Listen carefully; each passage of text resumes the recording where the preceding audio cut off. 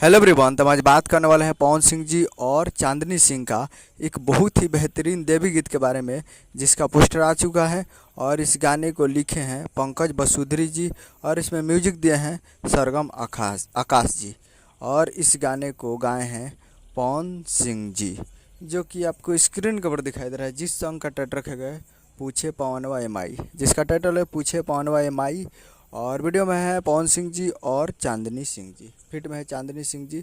और ये बहुत ही बेहतरीन है और 2024 का पहला देवी गीत है। जी हाँ, 2024 का पहला गीत देवी गीत है और ये कमिंग सून है और ये आने वाला है बहुत ही जल्द। आप लोग को देखने को मिलेगा माँ अम्बा फिल्म्स भक्ति यूट्यूब चैनल पे। माँ अम्बा फिल्म्स भक्ति यूट्यूब चैनल पे ये फुल वीडियो सॉन्ग को देखने को आप लोगों को मिलेगा बहुत ही जल्द। हो सकता है कि कल टीजर आ जाए या आज ही टीजर आ जाए शाम तक, रात तक।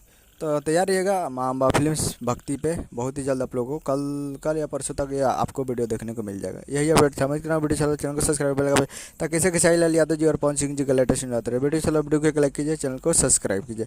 मिलता है अगले वीडियो में। जय हिंद, जय भोजपुर।